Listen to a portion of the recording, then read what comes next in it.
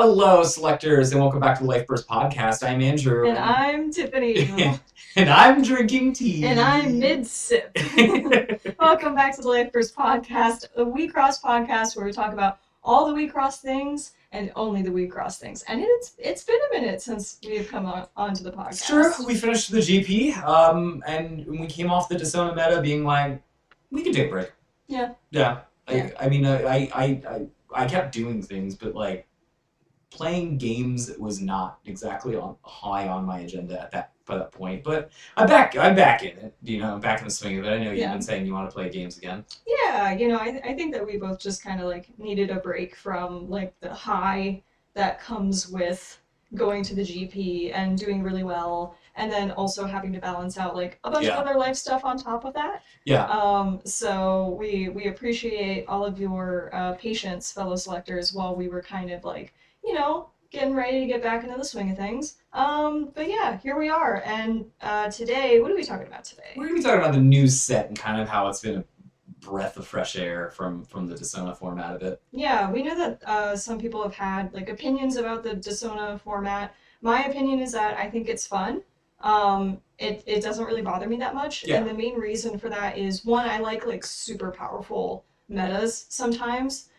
Because I think that they're really like fun and explosive to play. I mean, like I'm an aggro player really at heart, so I found the Dissona meta to be very like punchy, which was fun. And I understand that that's not everybody's play style, but the other reason why I enjoyed the Dissona meta is because it's so self-contained with the card types being Dissona, and it's not really being like added to or expanded upon. So I was like, well, it's only going to be here for a little bit, so we might as well enjoy it while it lasts.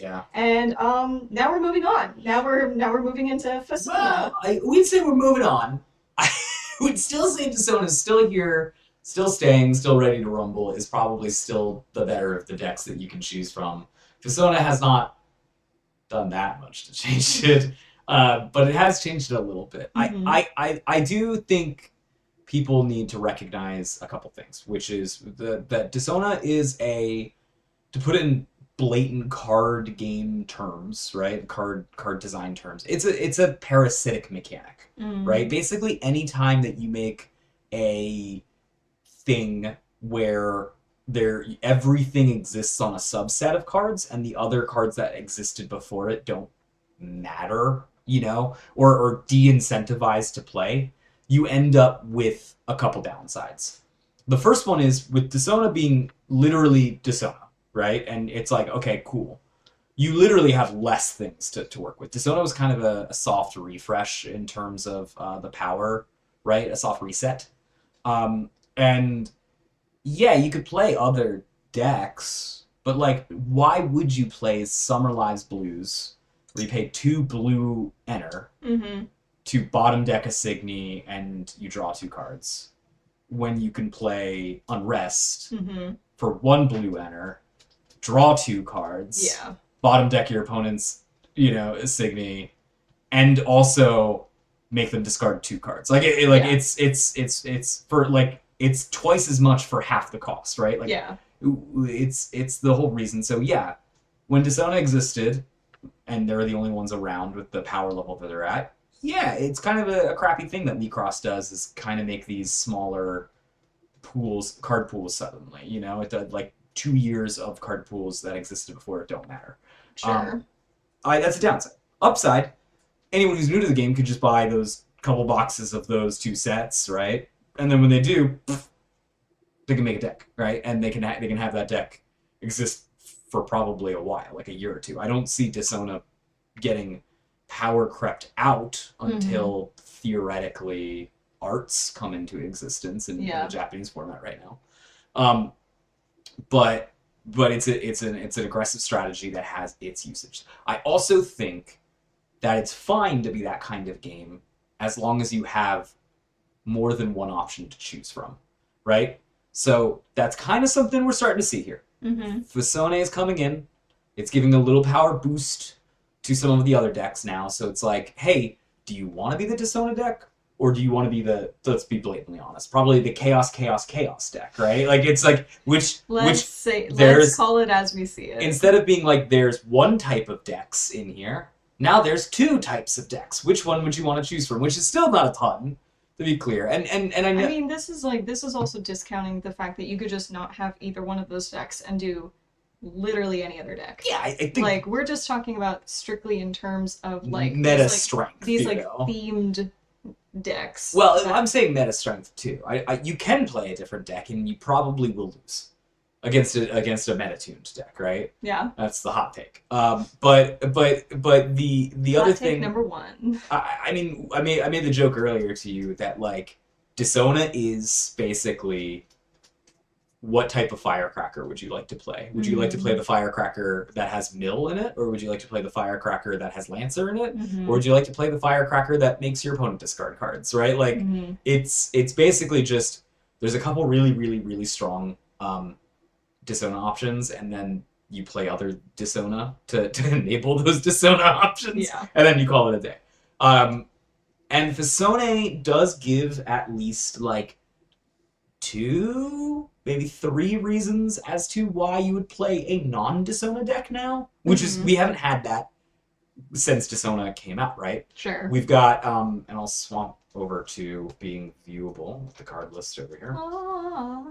You have a couple options, and they're mostly these pieces that have come out, right? But like, Chaos is the one that's like, the reason you get to play another deck now, right? Yeah. So, some interesting things is hey, you know what was really bad for the last 2 sets?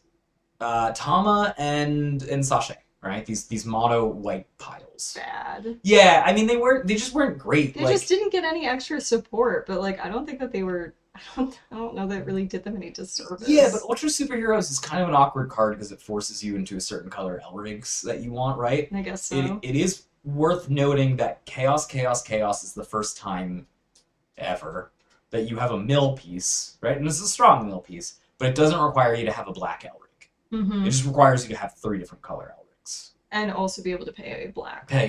But that's not that hard. Yeah, you can easily splash for that. Like, yeah, there's a really good support color. Have you ever played Mel before? Have I? You can basically play any color you want as long as you're playing Mel.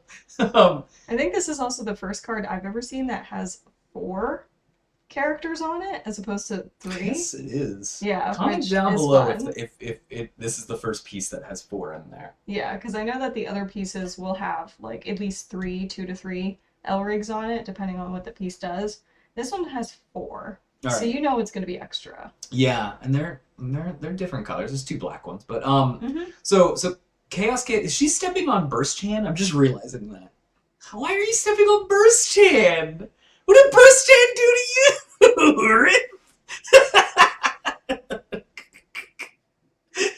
Burst Chan is blushing as well. Oh, never mind. Burst Chan, that's fine. It's fine. It's fine. we ignore what's going on.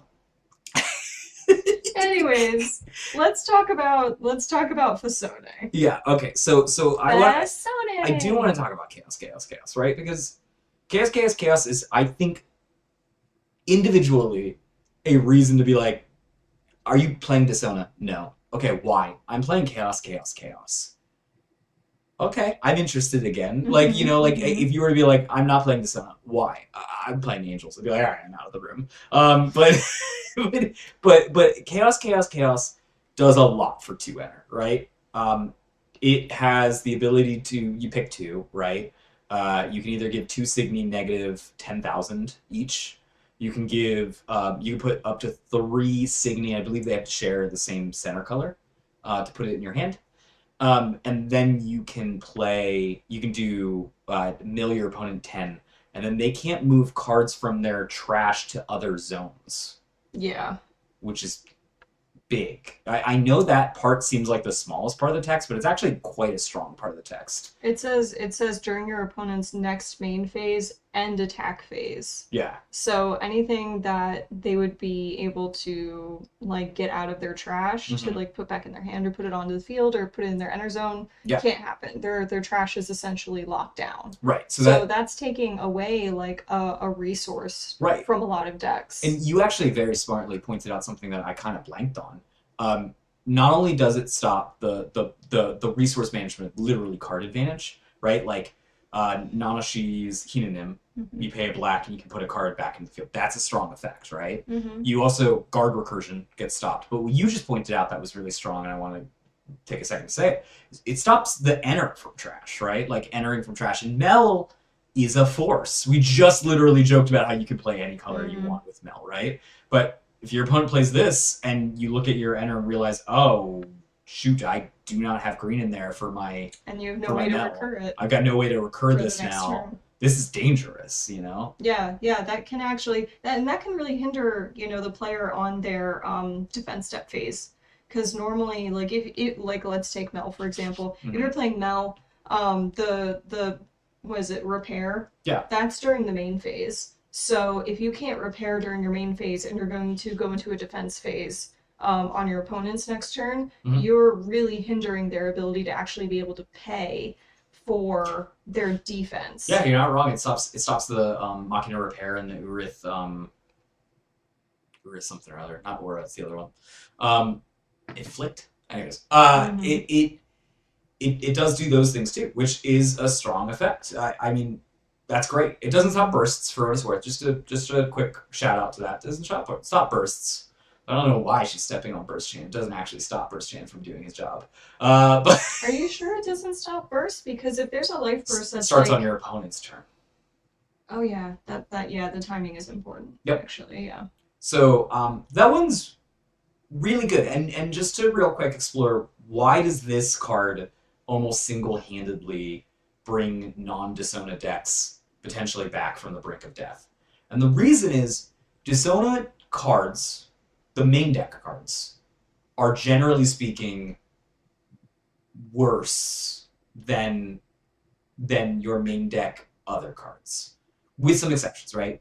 Green, for example, is a terrible color outside of Dissona, in my opinion. You don't really want to play green cards outside of Dissona. There's a couple level 3s that are pretty good. Red is also not super great outside of Dissona. It's doable, but it's not super great outside of Dissona. Outside of that, black, blue, and white all have cards that are strong outside of the Dissona type, right? Exia being a good example. Remember being another good example in white. Black's got some good ones too, like Mew. I always pronounce that one wrong. The one that allows you to recur a level 1 to your hand. The black Lurig. No. It's a Signy. It's the Mew. Level 3 lets you bring a level 1 back to your hand, and then you can tuck level 1s under it and just vanish things. I was thinking of like the character. Yeah. Yeah, the character Mew, not Mew. I said Mew and I confused you. Yeah. That's my bad. I do that a lot. So just so you all know, it's not my fault. Yeah. I'm famously scatterbrained when it comes to things like this. No, you're good. And then Blue's got options too. ZR, right? ZR is still one of the best cards in the game, and like, man, we don't really. She's been around a while. Yeah, ZR is.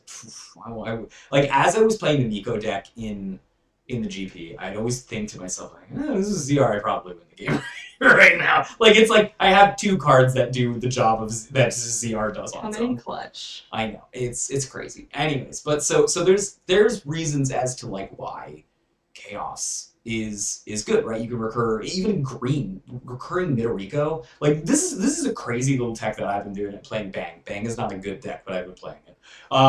Where you go chaos, bring back 2 Midorikos and something else, right? Play both Midorikos. I've played a piece this turn, so I attack with both my Midorikos. I shut down 2 lanes, your turn. So rude. I know, it really is. Feels bad. Pretty toxic. You heard it here. Midoriko is toxic. But you know, I think the decks that probably benefit the most by Chaos's existence is Sachet and Tama. Both of those decks have Who'd have thought? potentially not wanted to, like, they have not wanted to run black L rings in the past sometimes. Sachet a little bit less. Mm-hmm. But Tama really would prefer to run like a non-black L rig, probably. I think so. I think so. And so this just does a good job of allowing you to do that. And there's like a wombo combo with like Kayasumi, or not Kayasumi. Was it like Kome? Kome, I think is the card type, where you can like play Kome and like chaos. It's enter intensive. It costs 6 enter to do this, but you can do this thing where you just suddenly are, like, go as a Tama player. You're like, nah, I've got 6 damage on the board now. You know, mill plus 5, like 2 damage from your attack stuff, plus 3 L ring swings. Yeah, by the time that you get there, like your opponent will have less than 6 life cloth if you're playing the deck correctly. So that's almost a guaranteed kill unless unless they have all 4 cards in their hand. You really do need yours. I had a game too where I you know, like our testing partners were like, I don't think this is, you won't ever have that enter. And I looked at the amount of enter I had. And not only did I have the enter, but I also had 3 extra enter to bring Kome back to life if they killed it. Like, it was like this crazy game where I was like, oh, yeah, I'm locked in on this combo. So it's a little bit of a juicy extra thing that you can do. Enter intensive as hell. Like, it's not something that you can do often or reliably. Tama just is, though. Like, both Tama and Sachet are enter intensive decks. Like, most white decks are. So... And that's kind of one of the reasons why it probably wants to run Mel, is because then it gets the ability to get some enter. Get some enter back into its hand. Yeah. So, yeah. Chaos. Great card. I think it could bring back Adams. I think it can bring back some of these other decks, too. I think it also brings back... There's some other reasons why Adams would be interesting. But I think it does a lot to repair, and because it's so powerful of a piece, and literally the most powerful thing about the Dissona decks, the reasons AK you're incentivized to play the Dissona decks, are the pieces. So having a piece that's just as powerful as the Dissona piece, but isn't a Dissona piece, is an incentive to potentially play other things other than Dissona now. All right, we talked about chaos forever. We did. I guess we should briefly talk about Spinning Connect, which is the red piece. The red piece. If you wanted to be a dash deck, this is better than Entwined Supremacy. I think that's all that needs to be really said about it, right? I'm gonna read this over really quick while you talk about it. Sure. So, hey. Should I read it out loud? You can read it out loud. I'll read it for the selectors. Go for it. So this is a main phase red piece called Connect Spinning.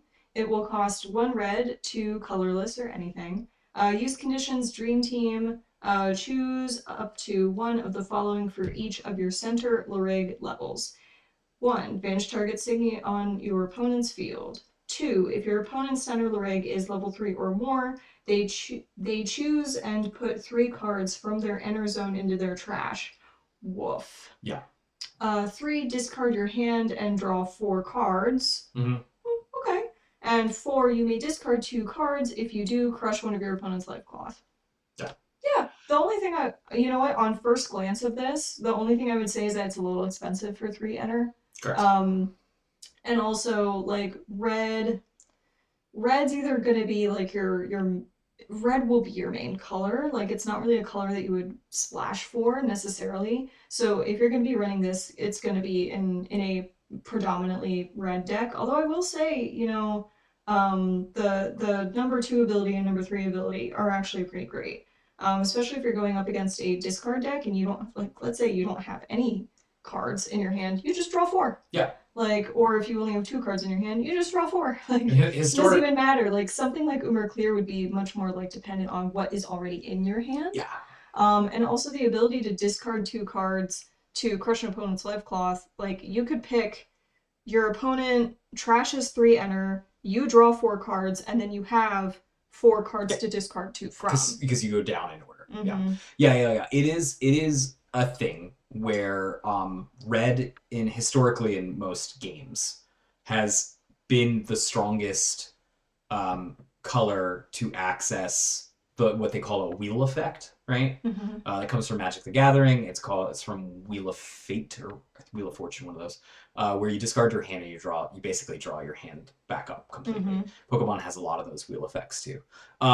Historically, red has always been the I'm attacking you, look at me go color in like all the games, right? So it's not a surprise to say Red's never been a calm. yeah. This historically, it's always been a pretty aggressive thing, and wheeling means like you're like I had 0 cards in hand anyway. I'm not discarding anything. It just says draw 4 for me. Mm-hmm. Mm-hmm. So yeah, it ends up being pretty good there. You're right. It's expensive. You have to build around it a bit because it's expensive. Mm-hmm. But one of the things that's a benefit to it that is better than Entwined Supremacy is Entwined Supremacy has when your Elrig attacks. You crush an opponent's life cloth. Mm-hmm. Often in these red decks, your opponent, if you're doing it correctly, your opponent doesn't have life cloth left by the time your Elrig's attacking, right? Sure. So Connect Spinning lets you do it way sooner. And I mean, you've played Hanyo. You know that it's kind of better to crush an opponent's life cloth on the main phase in some scenarios. It actually,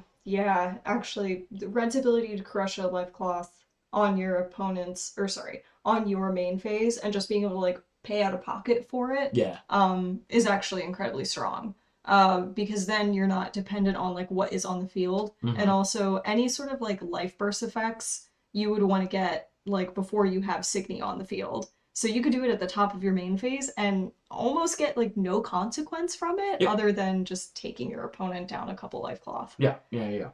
And it pairs nicely with other effects too, like theoretically, you could use up all your hand and stuff and have 0 in hand, use this effect to draw 4, discard 2, and then you are able to, if you fill out your field and stuff, is what I'm trying to say. You can kind of wombo combo this a bit with things like Flat Throw, which would then also crush an opponent's life cloth. You need to get yourself up to 6 hand, but that shouldn't be too hard to do, being that you're drawing 4, you're using 2 to crush a life cloth. But so that leaves you at 2, but then if you use Song of Wixoss, you're at 5.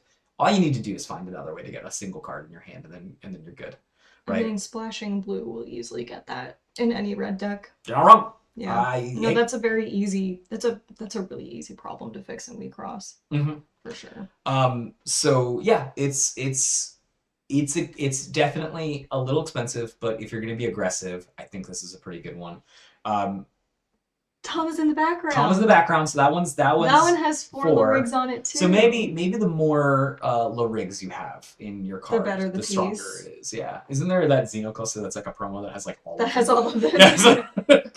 You know what? Checks out. Continues to check out. Now I want to look at all the other ones to see if there's a secret for it. You can keep doing that. Splash Field is not super worth mentioning, but it is worth mentioning enough that it's like half-priced Sunspot memory. Is this the Sunspot we have at home? This is the Sunspot we have at home because we also don't have Fessona at home, kind of thing. So it's a fine card. It does a job, and sometimes you want to use Splash Field because you're more of like I need to stick around for a little bit longer deck. There's some other pieces here. I don't think they're super great.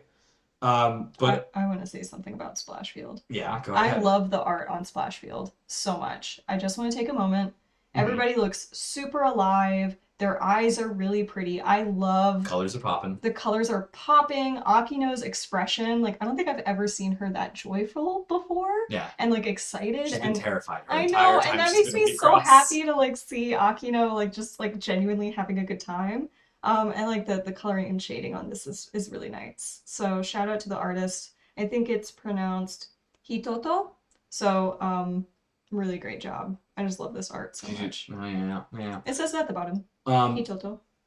The other pieces are not super worth mentioning. I do want to take a quick moment to give a shout out to Anne here. Anne has been showing that she's got some issues, but this one is an okay Elrig if you're trying to make green, but you're not trying to make like green goes Hulk smash,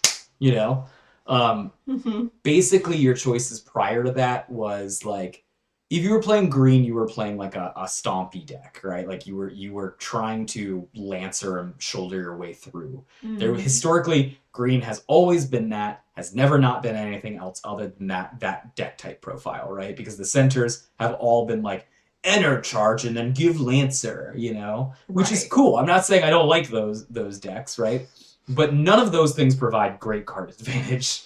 And Midoriko was the first one that ever came up that kind of did that, and it was actually Midoriko was really good in terms of that type of thing because Midoriko was very powerful. Well, because it was enter charging on your attack phase and then giving you a card, right? So basically, you had this unrivaled card filtering. You had to know what you were going to try to accomplish next turn, but you could basically build your next turn anytime. You could have this really nice redundant ability. The downside, though, to Midoriko is twofold. One, it was locked into Fessona, which is not bad, but as we talked about, Fessona tend to be mid-rangey or aggressive.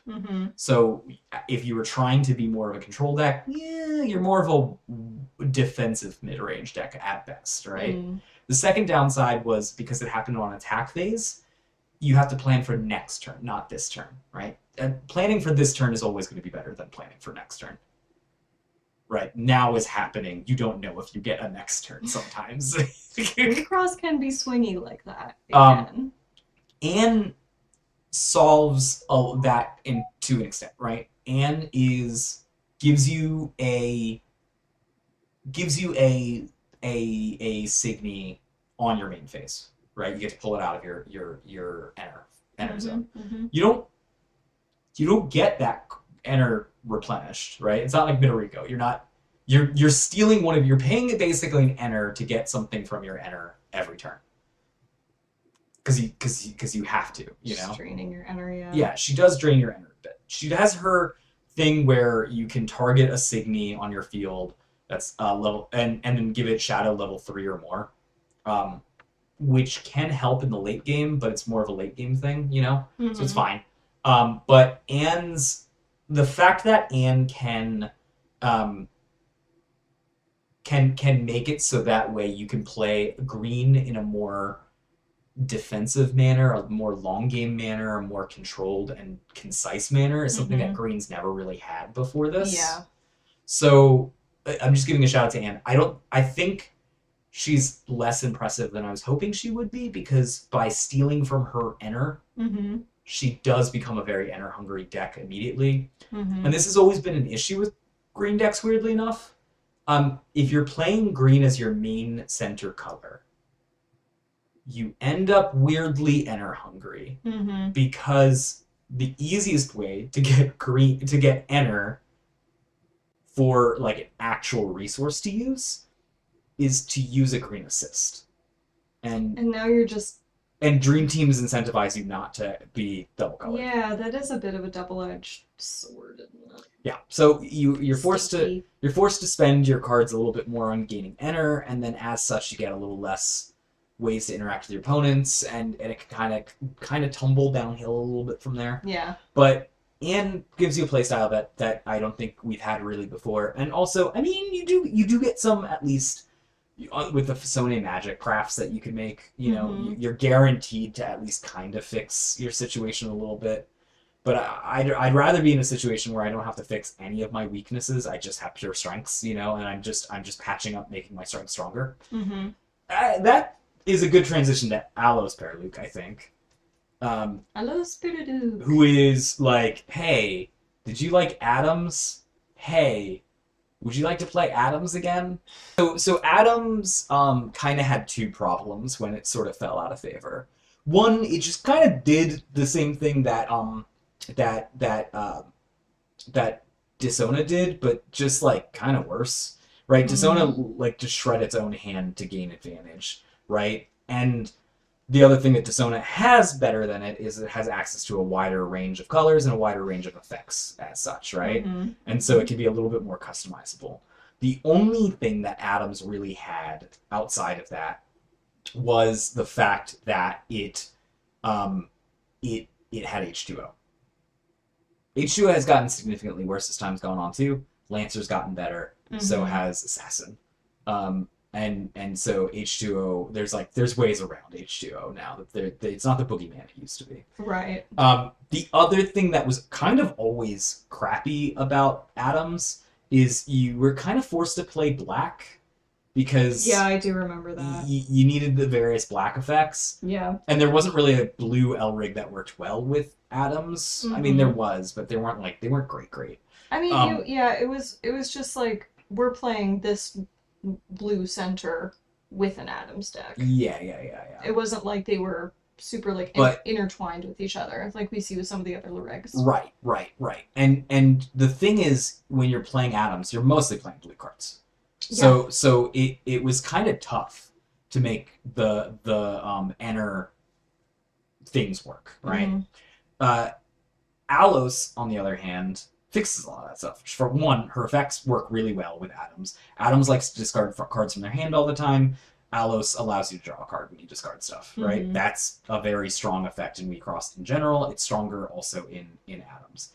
Atoms also had a bunch of ways to kill things, give negative effects, right? But it didn't always hit high enough. So, for example, you might play against like Remember, and Remember trashes Adam's decks pretty much. Yeah. But hitting that 15k quota was actually pretty tough. You had to discard you had to use a lot of resources to it. The negative 10,000 helps there a bit because it allows you to basically use a smaller effect to then kill the Remember or these 13ks, so you don't have to completely lose all your card advantage on one wall. And then the ability to exceed and either A, get more lane opening, because that was another thing, weirdly enough, is that Adams just, even though Deus was at center, Adams petered out of damage output. Like, it at some point was outclassed by literally everything. You just run out of Adams in your deck. Well, yeah, and also, like, the souls, you have 3 souls that remove things, and then just at some point you're like, oh, I can't actually remove anything anymore. How did this happen? I had all this card advantage. My deck is, like, almost all removal. How am I not removing things? Alos removed everything. Right. Alos giving the ability to remove things is very good. It also has the ability to exceed and do even more removal if it needs to. Great. Another thing that Adams wasn't super great is that they wanted to be a little bit of longer game deck. They didn't have guard recursion. Oh wait, now they do. The Fessona Magic White can get you a guard back, right? Cool.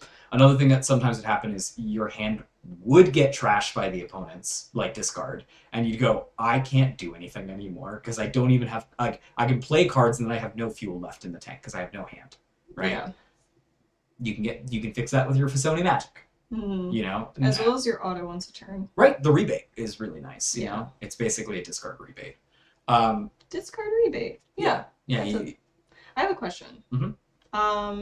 For those of you out there that are new to the Fessona meta, when we talk about the Fessona Magic Craft cards, those are they all the same ones? Yeah, they were the 5 that we got at pre-release. Yeah, so you can use those 5 cards with any of these lyrics that say Fessona Magic Craft, and then you can just pick the ones that you want. Yeah, you pick the ones that you want. Do you have to reveal them? Oh, yes, it does. Yes, you do. Yeah. Reveal 2 different Fessona Magic Craft and add them to your lyric deck. Yeah, and the fact that they live in your... This is very similar to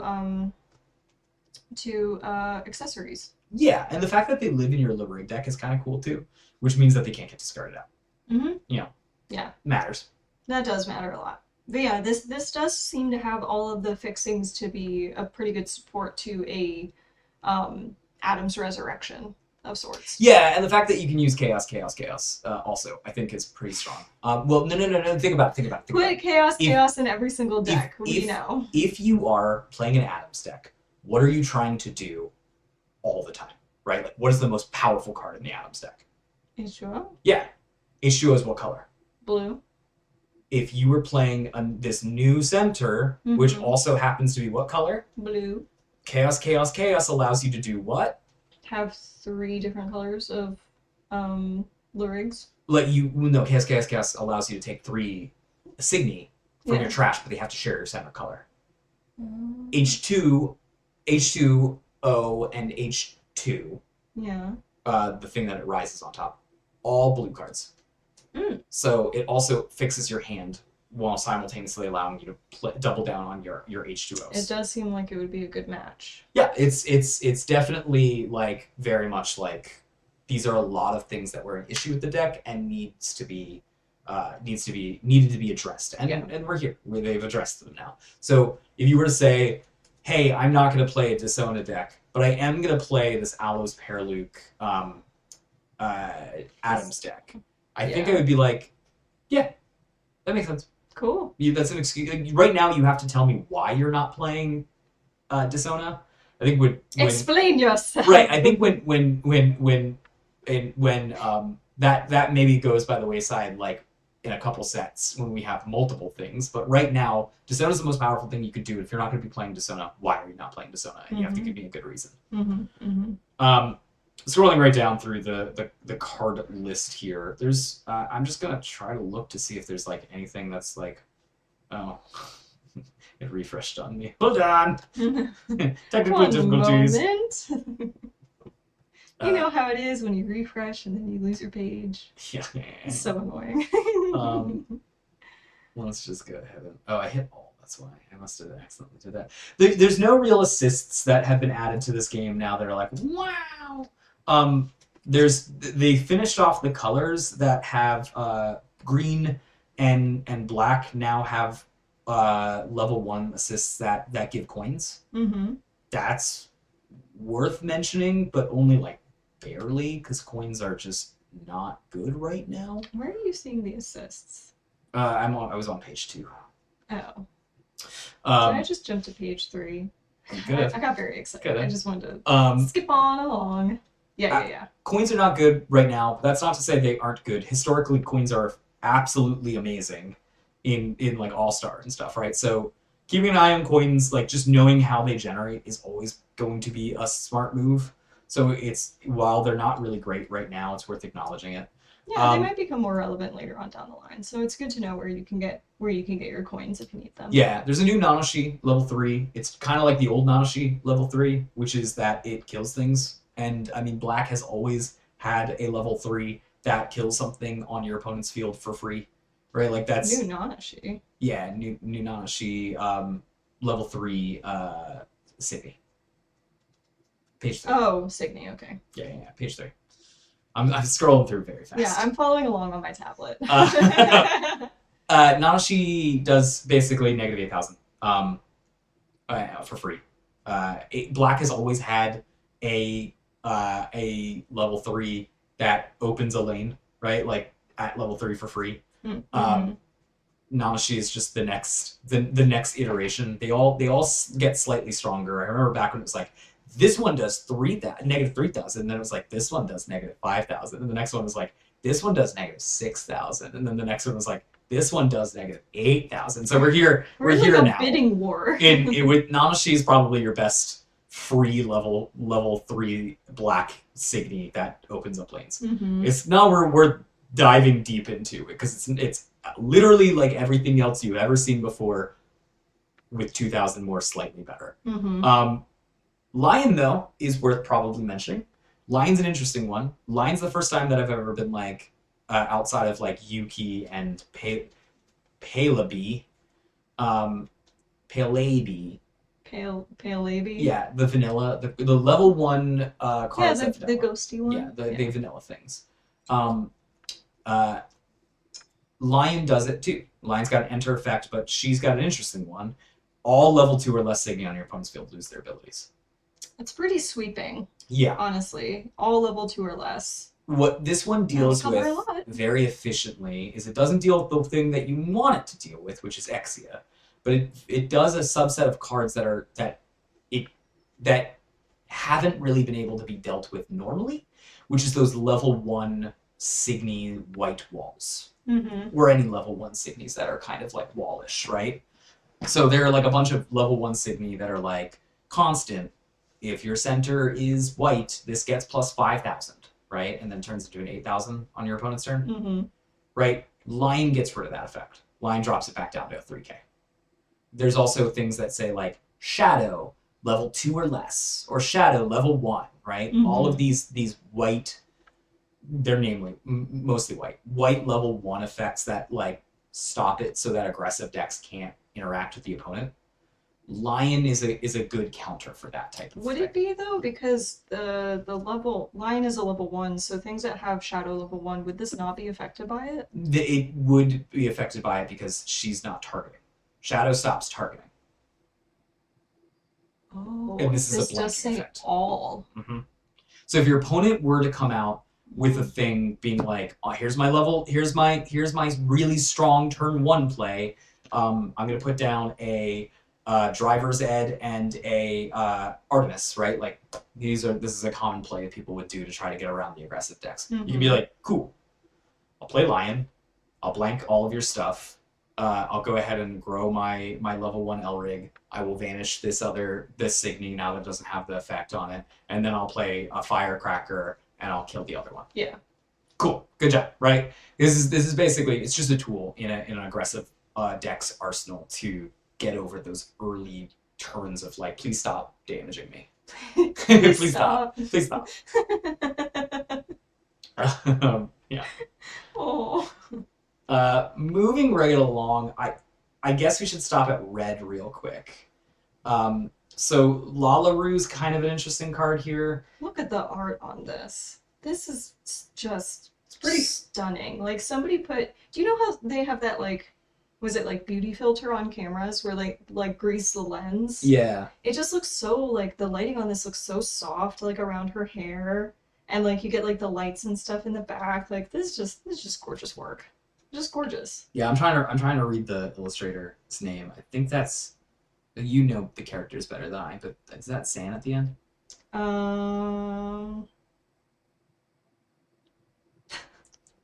We can skip it if you don't want to. No, we've been practicing Japanese with a certain very popular green owl that I'm not going to mention unless they sponsor us. And we've been struggling a lot with the hiragana and the trying to learn it for the Japanese trip, the trip to go to Japan to play Wixoss. Yeah, we're trying to learn it, but yeah, the last character is definitely. Yeah. So Lalaru is an interesting card. You have to have all of your cards be red, but they finally give they're basically like, all right, look, here's Firecracker for just red, right? I don't know if that completely retires Ramel. I think Ramel is a slightly different case card, but Lalaru is basically, if you were playing an aggressive dash red deck, Lalaru is your Firecracker if you're not playing Fessona. I don't know why you're not playing Fessona, but explain yourself. But in the comment section down below, selectors, explain why you're not playing Fessona. If we get to a world where there's less Fessona being played, Lalaru potentially could be played a bit more. Mm-hmm. There's Carnival. Carnival's a weird one. Carnival's always weird. Yeah, that's literally her MO. When she's special. She breaks the pie. Yeah. When she attacks, you get to discard a card. If you do, you can choose to either vanish something 3k or less. It's actually not a bad effect right now. There's things that did 2k or less, and those ones are awful. Level 2 that vanishes 3k or less for free, and putting in quote marks, is been fine. Drawing a card, making it so that way you're filtering through your deck is also fine. Enter charging 1 is probably good in red. So you end up with the flexible option that is Carnival. There's all 3 of those options are things that I wouldn't necessarily be upset with by playing with the deck. None of them are very powerful, but the flexibility might be enough for it to be like, yeah, this is a pretty okay card. And then, hey, you got 5 coin effect that you will never play. If you're playing coins, I think there's better ways to play 5 coins and vanish something on your opponent's field. Yeah. If you're playing coins, you're probably playing Nanashi, and then you should be using it. You should be using for that. Yeah. Outside of that, there's not really much else to talk about in this set until we finally get to the Denonbu. Is that how I pronounce it? Let me take a look. It's in a card. It's on a card. Denonbu. Yeah. Okay, Denonbu. So Musica is probably the last one to real quickly talk about before we get into that new subset of cards here, which is that she's interesting in the fact that if you're playing a deck where you're playing like a really wide spread of colors, then Musica can do negative 3,000 for paying a colorless, which is basically just the same thing that Musica was in Dissona. But Dissona could play multiple of the same color. I think Musica actually is a little bit more powerful than probably people give it credit for. But basically, all you need to do is make sure that your field has all different colors, right? So on turn 1, it's actually not bad because you can play. You don't have to fit 3 cards of different colors. You just need to fit 2, right? You put her down and then a blue card or something, right? Cool. You've done it. You're not filling in the 3rd lane because you don't have the limit to do so. So you're paying 1 for the ability to vanish something -3. That we know that's a good ability.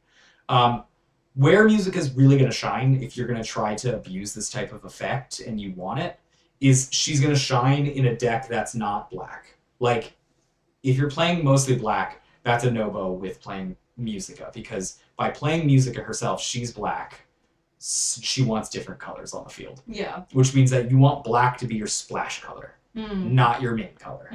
So any deck that's basically splashing for chaos, chaos, chaos, or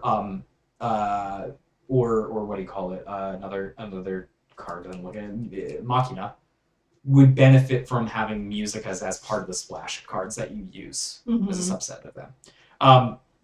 So, yeah, I think and not only that, the fact that she's black but she asks for colorless, meaning you can use her other colors, means that if you're splashing black for a piece or for Machina, right, then Musica gives you that black to use that splash too. So she's literally tailor-made for black splashes. And I think people are probably looking at her version, because it's got the same name, Musica, the Dissona version, and being like, it's night and day bad difference, and just leaving it be. I don't think that's the case. I think it's worth having Musica just as a back burner thought. Hey, look at that! We made it.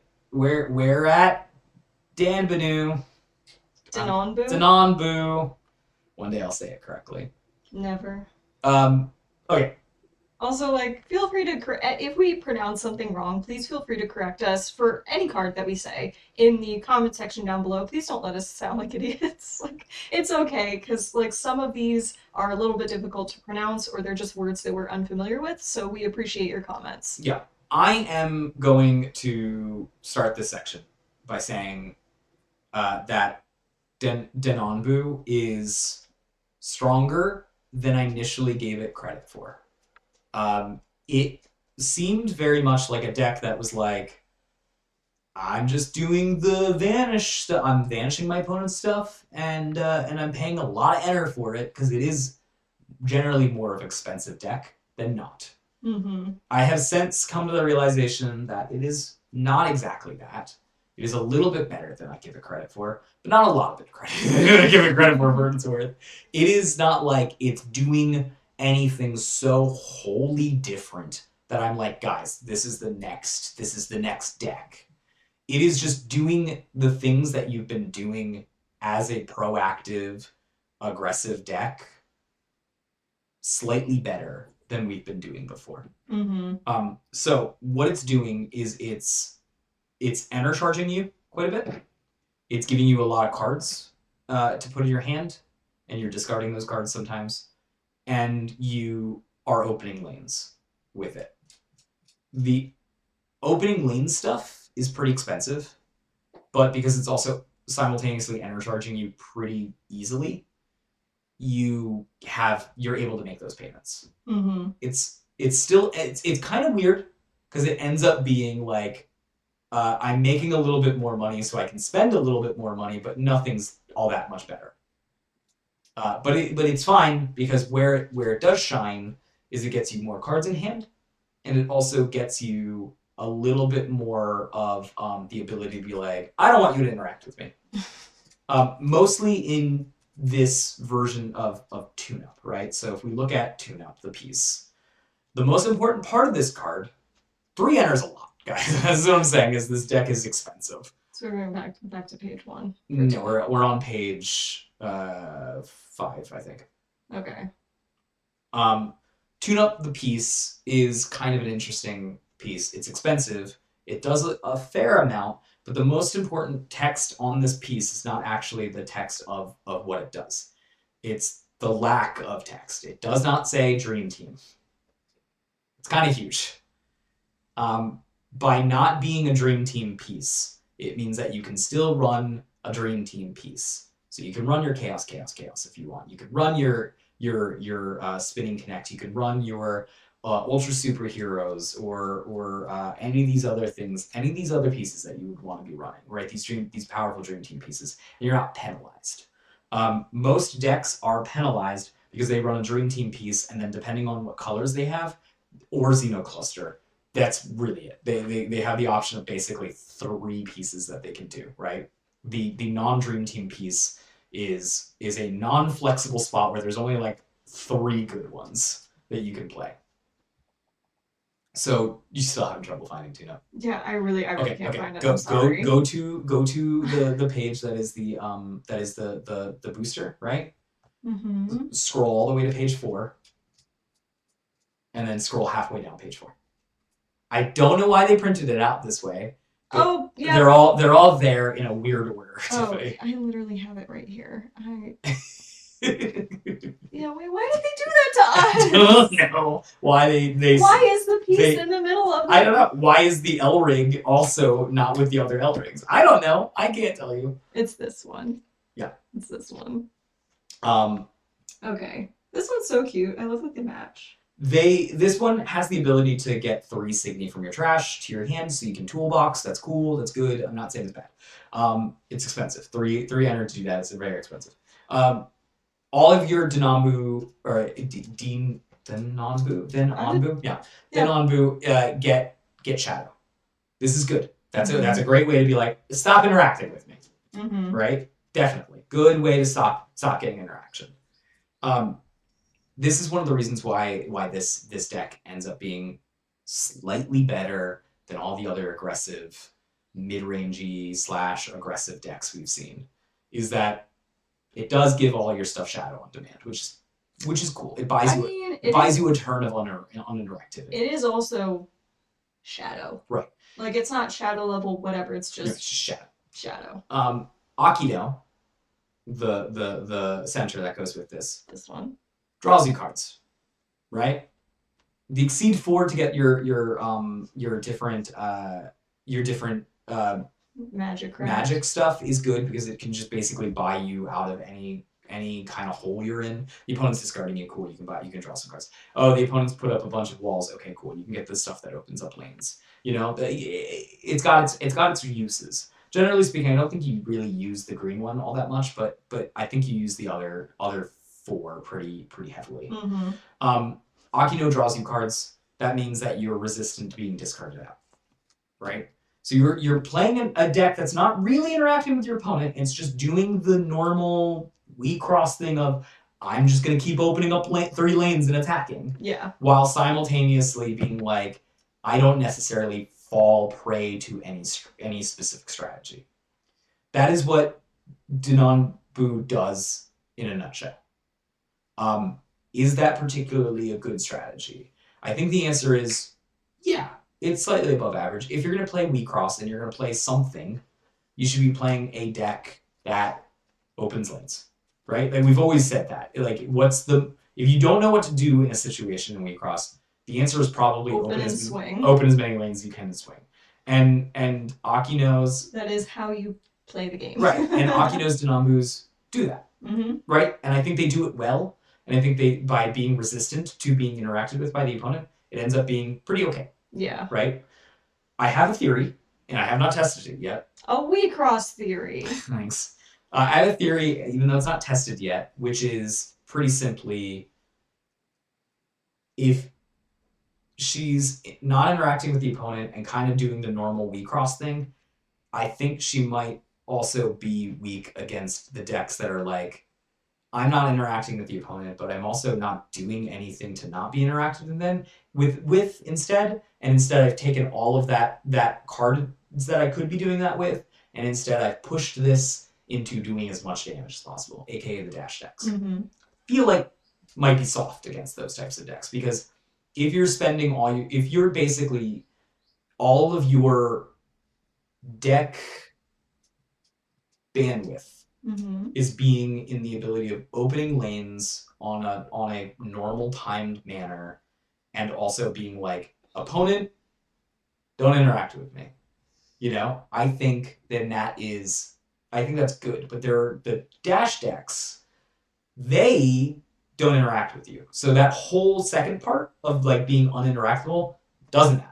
Right. They just basically cut that out of the deck and be like, I wasn't interacting with you anyways. It is like that, isn't it? It right. is like that. So and then I'm giving credit's due. Full Shadow can interact with that, right? But it might already be too late at that point. You might give your team Full Shadow, but they might have not given you much enter to work with if it's like dash or something. So you might not have the ability to do it very easily, right? And they might have just like hammered you down prior to that. So I have a gut feeling that it's like that, and I'm gonna acknowledge that as a deck weakness, right? That's one of the reasons why at GPs I've never played a deck that just like systematically does damage and nothing else. Although this doesn't do and nothing else, but you get what I'm saying. Yeah. Nothing else to the opponent specifically. Yeah. Because I don't personally like that in terms of a deck that I want to take to the GP. However, I am also now acknowledging that this is probably fine to take the GP. Yeah. I think it is a little. I don't think it's brain dead. I do think you need to know exactly what your cards do, especially because there's a lot of reading in Denonbu. Yeah, and tune up like specifically gets you toolboxy things, so you kind of need to know what you're doing with all of the cards, right? They all have kind of different texts. Some gain you enter, some gain you cards, some do double crush, some do lancer, some do bouncing safety to the opponent's hounds, some do opening lanes, right? Some cost a lot of enter. So you need to know what pieces you're trying to put together at any point in time for this deck to be successful too. So it's not brain dead by any stretch. But I just wanted to go over that deck like as a whole without really jumping too deep into the cards themselves. I think the red and white cards are significantly better than the blue or green cards. Do with that information as you will, I guess. Sure. I mean, I think you need to play white anyways because you have to play. If you're not playing Akino, I don't think you should be playing Denonbu. That's also one part of the thing too. It's like Akino. Yeah, Akino is really built for Denonbu. Yeah, like she's literally like on the piece. Like right. But I don't think that you should. What you just said. But what I'm trying to say too is that like Akino does enough that help the Denonbu on all color spectrums that they operate off of, namely drawing and making them more resistant from damage, and then kind of the Exceed 4 getting the Fessona magic to basically fix any of the issues you might be having with the Denonbu at the time. She's kind of tailor made to work well with this tribe, as it were, right? And I don't think any other I think if you took any other L rig and put it in front of it and been like, all right, now I'm going to use the Denonbu stuff. I don't think the Denonbu cards themselves are necessarily good cards. Does that make sense? Yeah, I think so. I think like in a vacuum. Between tuning up Akino and the Denonbu cards, I think there's something going there that is what is the word? Synergistic. That is good, and I think if you take any of those things out of the situation, right, that falls apart. Yeah. so I think it's kind of a necessity. Yeah. But that's our podcast, I think, because now we're getting into the hour mark right now as I speak.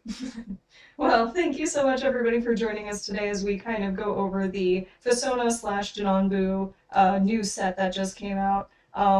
Playing it during the pre-release, I actually had a lot of fun with it. I ended up getting the Akino deck, so I played a lot of like just Denonbu focused, pretty much. I think it's going to be a fun time. I am interested to see how people are going to use the Fessona, Desona, like the new cards that are available to them to enhance their Desona meta game, or otherwise use things like Chaos to improve a pre-existing deck that might not actually be running Fessona at all. Yeah. So let us know what you guys think in the comments section down below. What are your thoughts about Fessona, Denonbu, la la la, like whatever. Let us know in the comment section down below. We appreciate you guys tuning in. Please make sure that you comment, like, and subscribe. And may you always flip a life burst. We'll see you next time. Bye, everybody.